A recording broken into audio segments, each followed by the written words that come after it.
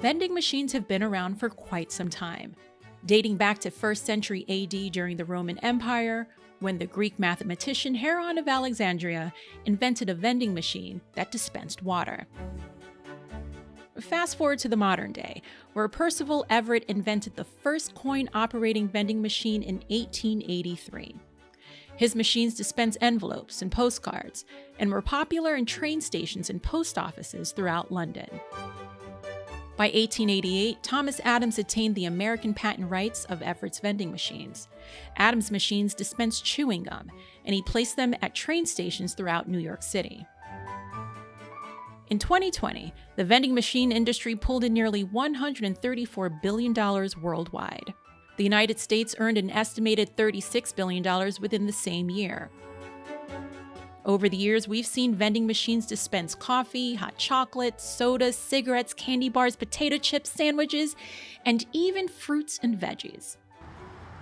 In St. Petersburg, Florida, a couple decided to tap into the vending machine market and offer products with a longer shelf life: art and collectibles. We make a lot of the stuff that goes in it. We find things at thrift stores, vintage stuff. We buy like paperback novels. Okay. And we put them in like a brown bag and we call it like a mystery book. You don't know what you're going to get. And if you love to read, people just go nuts over them. I found like vintage postcards, old Florida postcards, just decks of Card cards, decks. old thrifted decks of cards. Mhm. Put those in there. People like that. He found a bunch of disposable cameras, like old Yeah. disposable cameras. Oh, wow. That said like happy graduation or something on them. So he Mhm. painted them. And people love those too. He calls them latergrams instead of Instagrams. And we also work with local artists all over the Tampa Bay area. Right now, I think, not including ourselves, I think we're working with 10 Yeah, at least or 11 10. different people right now. Kayla and Chance placed 3 of their creative vending machines throughout St. Petersburg. 2 are in the Grand Central District and 1 in Pinellas Park. But they don't buy their machines brand new. You have to do it right. You got to be careful to find the right machine. Some of these things are very old and they just don't work at all, or they're made overseas and no one could really understand how to fix them. A lot of times that happens, we've learned. So you want to get one that's not too old, but you could still repair and update. So once you have that, then they're very easily upgradable. But for us, as you sell our machines, we paint them. We clean them all out. We refurbish them all. We save them from the landfill, we like to think. And then we hook up with a new motherboard. And after that, it's just the motor that just turns. And then it's just very easily to upgrade. So it costs about, I'd say you're looking at least $800 to $1,000 for a machine like that. It turns out there's a growing community of creative vending machine companies around the country.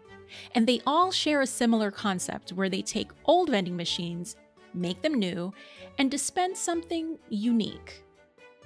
There's a couple in California, Oregon, Washington, Texas, Arizona, but nothing really Northeast yet. Well, DC DC. is Gorilla, yeah. But it's a tight-knit community. There's maybe like a dozen of us around the country, so. And everyone kind of does a different thing. Mhm. There's even one in Boone, North Carolina. Oh, that's right, yeah. We keep finding them, so they're out there. Okay, all right. Sometimes they find us, they're like, wow, I didn't know this was going on. Like, you guys are doing this too, so it's cool. Now, Kayla and Chance are far from making a return on their investment. The couple moved to St. Petersburg in the middle of 2020. And despite the difficulties of starting a business in a new town, in the middle of a pandemic, the two are 100% committed to their newfound venture. We had an investment in St. Augustine. We had a home that we invested in. We sold that, so we're just using all those funds to do this until it gets going. But so far, we know if we could get about 5 or 6 machines that could support us just to live. I mean, it'd be a full-time job.